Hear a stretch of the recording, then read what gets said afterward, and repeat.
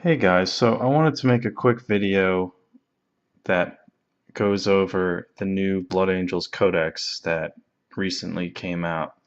Now, I'm kind of a hardcore Blood Angels player. I have 3 different Blood Angels armies, but I wanted to go over this army in particular because this is the one that I have started to update and prepare for the new Codex. This is my Blood Dragons army. So a little disclaimer, these guys are focused on kind of mid-range firepower, gun line sort of stuff. But I wanted to basically go over unit type and force org and stuff like that, and start with HQ and work down to heavy support and kind of talk about things I'm doing differently to adjust to the new codex and make some little comments here and there about or little tips how you might want to adjust your forces as well. So I'll start with HQ. One of the HQ units that I'll be using, I've always used in this army, and that is the Librarian. I'm trying to get this to focus here. There we go. Cool. Um, and he's even better than he used to be. He's been undercosted by quite a bit, 65 points for the standard Mastery Level 1, and 25 points to upgrade him to Mastery Level 2. You can give him a 10-point staff. That's really cool. Unfortunately, I've got him modeled with a Force Axe. I probably would use the staff, to be honest, but he's got the Force Axe and he's going to stay with it because I don't really want to chop up this model. I like him a lot. But definitely going to keep on using him, and I think Librarians are basically going to be a solid choice for years to come. But my second choice is a captain, and I've always used captains for this army. I have multiple captains with different war gear, but I feel like captains are kind of like one of the new WoW units to me. They got so much better from the previous codex. They have new war gear options. Their cost is lower. I mean, you can't really go wrong with a captain, I think. Is it going to focus? Come on. Maybe not. Anyway, okay, this guy has Artificer Armor, Storm Shield, and Valor's Edge, which is a AP2 power sword. Um, Lower cost than previous captains and much more effective. So I am quite excited to be fielding this guy soon. And yeah, that's about it for HQ. So I'll put him down here. But yeah, so I think captains in the old codex, they're pretty junk. I just use them because personally I can't stand named characters. Especially in an army like this, which is my own self-made custom chapter, using a named character just seems silly. So I would use the captain even though I knew that they were kind of terrible. But these days, I think in this new codex, you can really get away with it. I think they're pretty darn good now. Moving on to elites, this has never been really an elite-centric army. But I recently added a dreadnought because Blood Angels lists kind of need to take an elite slot now. Because if you don't take the elite slot, then uh, you can't do the Shield of Ball or Ball Strike Force organization, which gives you that +1 free initiative on the charge. So you really want to take that one elite slot at least, and it also unlocks 3 additional ones. So you can really take 4 elites if you have a very elite heavy army, and it's definitely worth considering. My Lamenter's army has quite a few elites choices, and for that army those 4 slots are going to be very useful. But this army is not really an elites army. This is more of a mid-range kind of middle of the road units, kind of cheap units. 24-inch range firepower sort of army. And it was severely lacking in the anti-tank department, I found, after the new heavy support shifting in the new Codex, which I'll talk about, in a few minutes. So I found my new list was really lacking some anti-tank. Therefore, I found it best that I should just add a standard dreadnought with the twin las and the missile launcher. Moving onwards to troops. I could honestly talk for hours about the new or lack of assault marines as troops choices, with tacticals and scouts being the only two troops choices in the new codex. Part of me was really pissed off about this. I mean, this, pardon my French, this fucked over a lot of people's armies. Not just mine, almost every Blood Angels player I know got kind of screwed by this change. And then I gave it some thought, I pondered it for a couple weeks, and I realized, you know what? In the former Blood Angels codexes, or codices, however the plural form of that is, in the former Blood Angels codexes, 3rd edition, the PDF, 4th edition, Assault Marines were never troops. It was always the tacticals. And the kind of bread and butter, the go-to Blood Angels units were tacticals and rhinos. And now we're kind of back to that. So I kind of realized, well, maybe, Games Workshop is trying to get Blood Angels back to their roots. Assault Marines and the Razorbacks, as effective and cool as it may be, I gotta be honest, that's really not in the spirit of Blood Angels, the 5-man Assault Marine squads and Razorbacks. I hate to break it to you guys, but it's cool and it's effective, yeah, but it's just not really Blood Angels, if that makes sense. So I'm sort of glad we've gone back to the era of tactical Marines, and with that, I have re-kitted my former Honor Guard squad, which was no longer legal under the new Codex, because you can't run 4 special weapons in a command squad, and I've given them various weapons to be squad sergeants.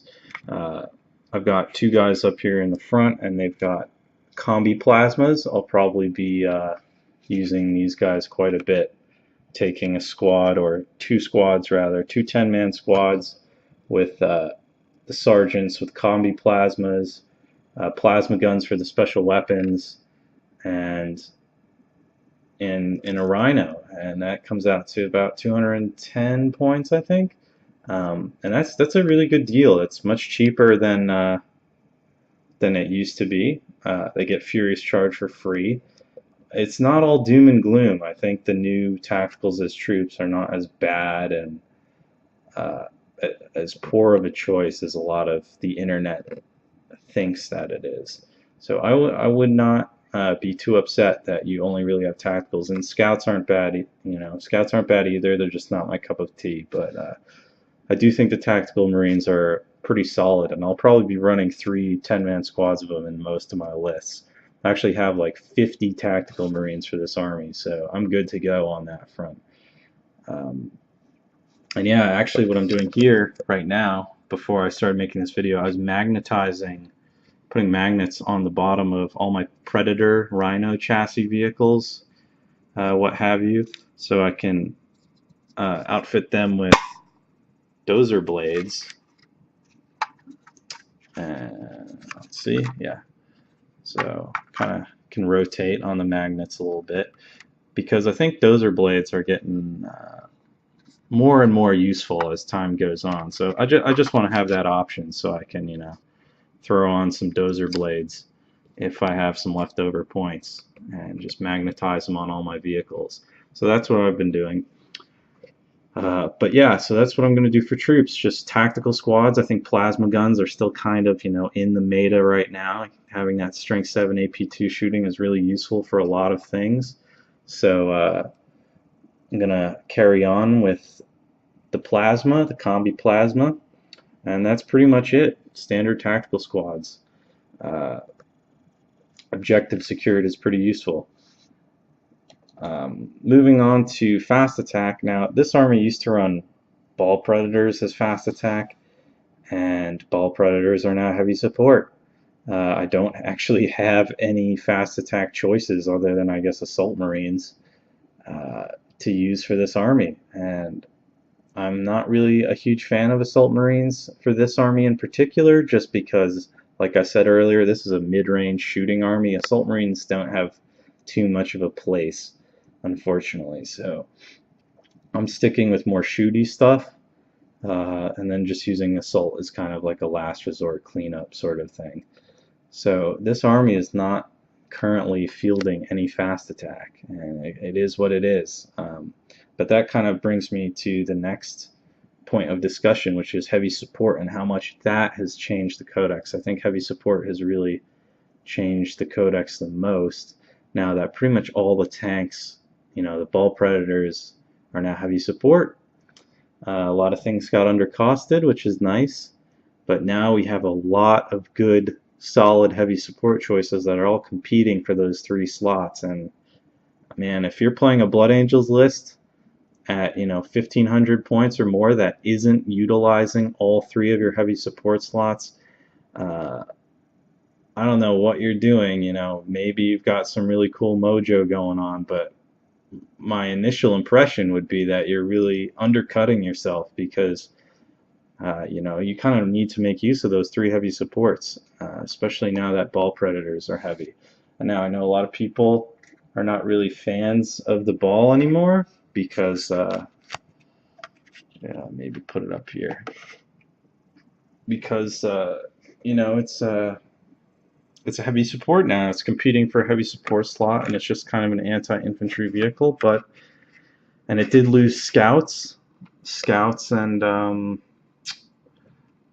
I guess outflank, right? That was part of the scout ability, but yeah, so that's a hit. But at the same time, the ball predator has also been down costed. It is 135 points instead of 145 points with the sponsons.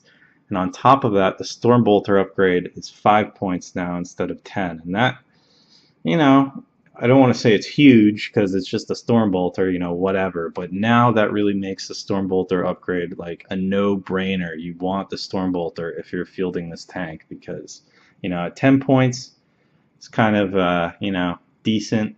At a 5-point upgrade on the Stormbolter is a must-have take. Must-have.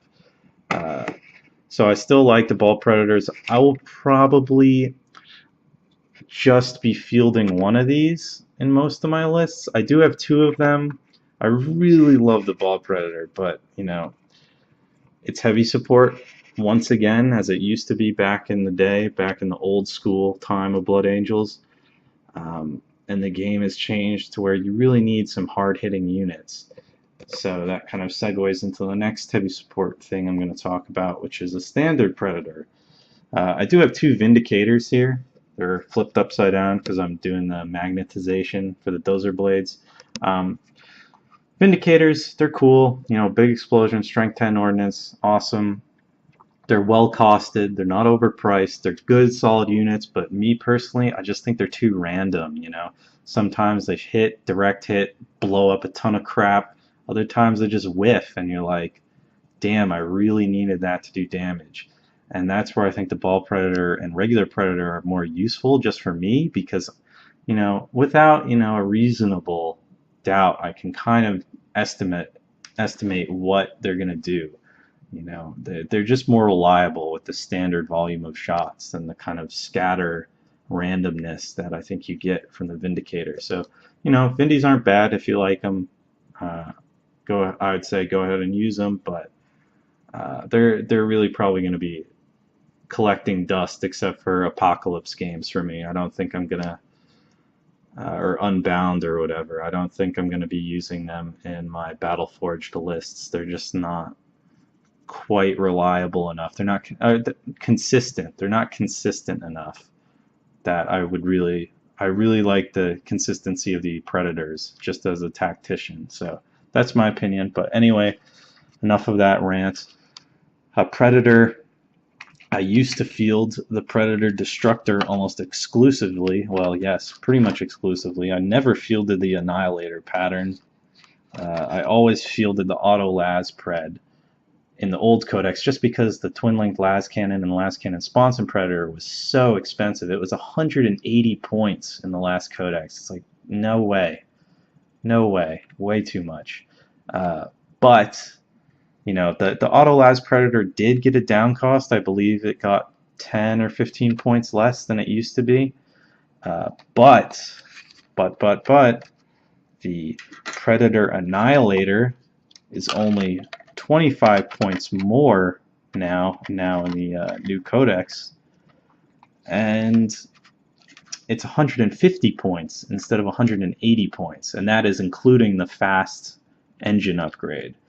So all of a sudden, I think the Predator Annihilator just got a lot more appealing as a heavy support slot. So I think I'm going to be using the Annihilator configuration in many, if not all, of my army lists, because fast armor 13 tank with 3 las cannons, one of which is twin linked, for 150 points it's a good deal. It's definitely not bad. So I'd look into this tank configuration, and I definitely would say that just from a math hammer point of view alone, I definitely kind of prefer the 150 point Annihilator pattern to the 125 point Destructor. If you really need to save points, then yeah, the Destructor is great. It's still a Predator Destructor.